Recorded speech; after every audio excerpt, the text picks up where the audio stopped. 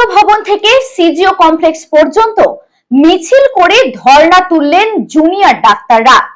বৃহস্পতিবার রাতে বন্যা পরিস্থিতি বিবেচনায় রাজ্যের বিভিন্ন প্রান্তে ক্লিনিক খোলার আশ্বাস দিয়ে ধর্ণা তোলার ঘোষণা করা হয়। তবে তাদের সব দাবি না মিটলে ফের অবস্থানে ফেরার হুঁশিয়ারি দিয়েছেন তারা। এদিন মিছিল থেকে বারবার তিলোত্তমা হত্যার বিচারের দাবিও ওঠে। জুনিয়র ডাক্তারদের সঙ্গে পা মেলালেন বিভিন্ন পেশার মানুষ। অন্যদিকে নাগরিক মঞ্চের ডাকেও হাইল্যান্ড পার্ক থেকে শ্যামবাজার পর্যন্ত বিশাল মশাল মিছিল অনুষ্ঠিত হয়, যেখানে বিশিষ্ট চিকিৎসক ও শিল্পীরাও অংশ নেন। যে শুনানি, প্রথমত ওনারা সেটাকে সম্মান জানিয়ে এই সিদ্ধান্ত নিয়েছেন এবং ওনাদেরকে কথা দেওয়া হয়েছে প্রশাসনের তরফ থেকে যে ওনাদের নিরাপত্তার জন্য এবং জাস্টিসের জন্য যে দাবি সেইগুলি সবই পূরণ করা হবে। নিরাপত্তার দাবিটা তো একটা বেসিক দাবির মধ্যে পড়ে আর কি। সেটা কিরম নিরাপত্তা চাই সেটার একটা 1, 2, 3, 4, 5 ওদের রয়েছে।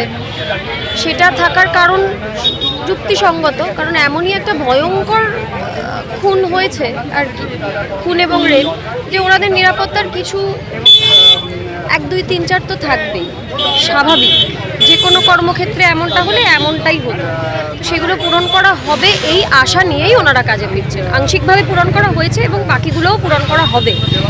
আমি যেটা বুঝতে পারছি ওদের সঙ্গে থেকে এতদিন এবং আজকেও, যে এরা সত্যি খুবই আশাবাদী যে এদের নিরাপত্তাও এনারা পাবেন, জাস্টিসও পাবেন।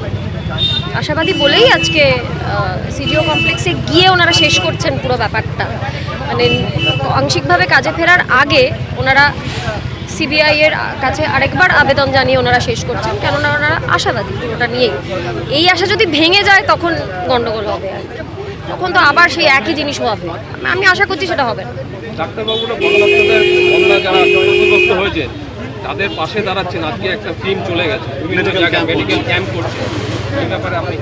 এই কদিনও ওনারা জনগণের পাশেই দাঁড়িয়েছিলেন, কারণ অভয়া ক্লিনিক চলছিল যে বিভিন্ন জায়গায়। আমি নিজের চোখে একদিন ধর্নায় থাকাকালীন আমি অসুস্থ হয়ে পড়েছিলাম। আমি অভয়া ক্লিনিকে গিয়ে দেখাতে গিয়ে দেখলাম যে আমি 478 নম্বর রুগী, আমার নম্বরটা হচ্ছে 478। সেটা শুধুমাত্র একটা আউটলেট, যেটা নাকি ধর্না মঞ্চের বাইরে ছিল, তাতেই এতগুলো রুগীর নম্বর হয়ে গেছে। কাজে সবকটা অভয়া ক্লিনিক মেলালে কত নম্বর হবে? এবং সেখানে ওনারা চিকিৎসার পর ফ্রিতে ওষুধ দিচ্ছিলেন। আমাকেও ওনারা ওষুধ দিলেন চিকিৎসা করার পর।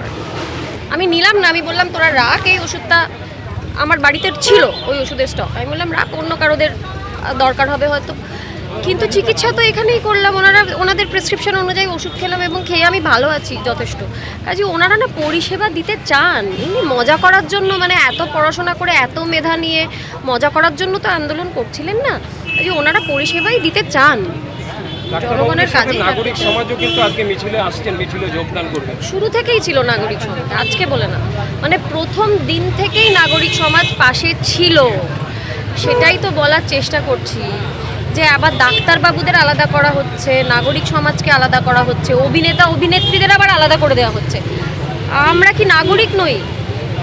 মানে যদি একজন বিজনেস পার্সন এখানে আসছেন তিনি নাগরিক, একজন রিক্সাওয়ালা আসছেন তিনিও নাগরিক, একজন এয়ার হোস্টেস আসছেন তিনিও নাগরিক, আমি অভিনেত্রী আমিও নাগরিক।